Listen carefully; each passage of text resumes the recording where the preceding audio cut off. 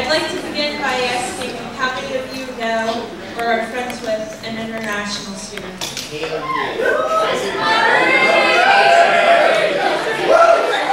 the sign of Theme 8, Exploring the Political Economy? What roles can politics play in the discovery of new frontiers? Our Honors in Action Plan's purpose is to bring awareness of the stigma surrounding international students.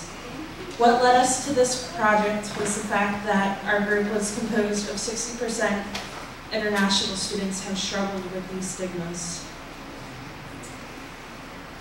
This project was especially informative for those of us in the group who are not international students. In the course of our discussion and exploration of this topic, we discovered that those of us who were not international students actually had many misconceptions about the difficulties the international students faced and their experiences going to school in America. Therefore, we would like to ask you a couple of simple true-false questions to explore your knowledge of and your interpretations of international students. And on that note, I would like to hand it over to Alicia with our first question. So, first question. Do non-citizen students get preferential treatment when applying to institutions of higher education? How many people think this is true? You can raise your hand.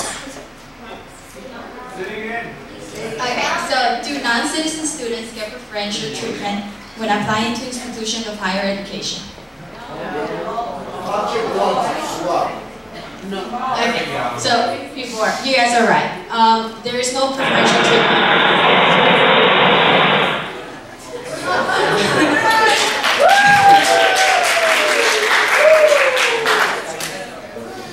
Preferential treatment. In fact, international students have to take additional tests, the TOEFL, which is a proficiency test for English, or ESL classes, which is English second language.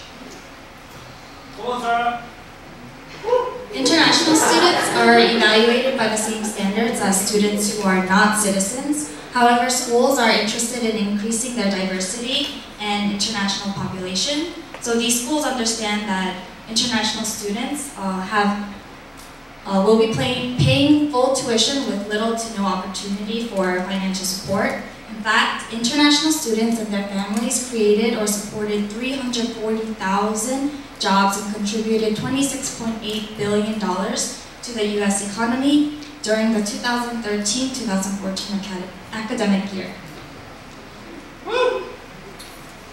Our next question will be, are majority of non-citizen students here to get an education and go back to their countries? How many of you think it's true? Yeah, wait. How many of you think it's false? Raise your hand. And true? Yes, both of you are right. It's true and false.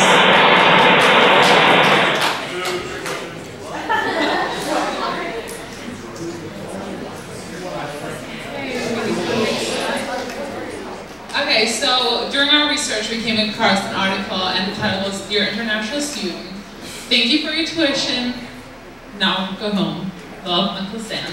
And this is one of the issues we really have to face. I'm from Germany and there are just so many difficulties that come with it. There are certain international students that certainly want to go home after they're done studying because their home country's economy is stable enough.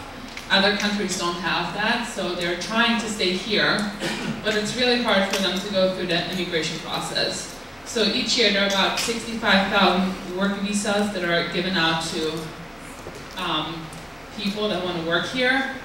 Only 35% of those visas are given to students.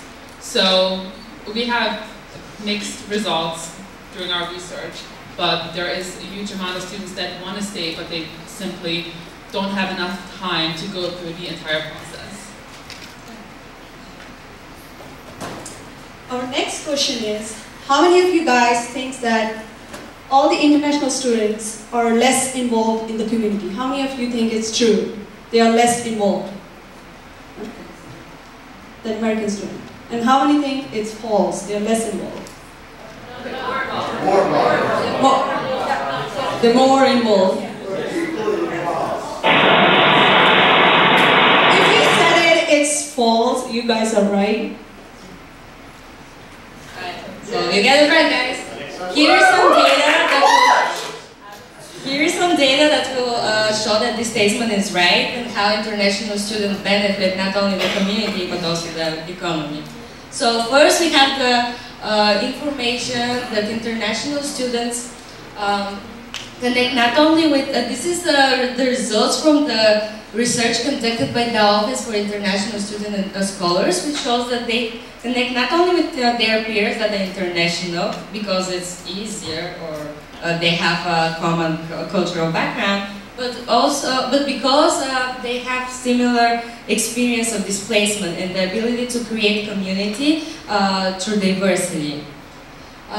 They also create communities not only on local level but also on international by building the global network, by building bridges between US and their own countries. International students support as well the programming and services on their college campuses by paying out-of-state taxes, which benefits not only international but also American students, which means what? More money flowing to America. And international students as well, last but not least, support the scientific and technical research by bringing their diverse point of view and perspective in the US classrooms. Woo! Yeah. All right, question number 4. Are international students required to file taxes? True. How about false? The correct answer is true.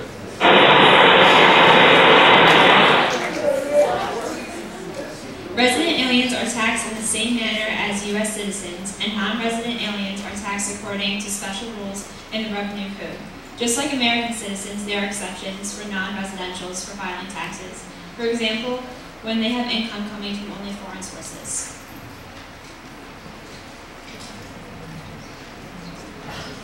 So we were thinking what we actually could do to improve the situation and get international students more involved.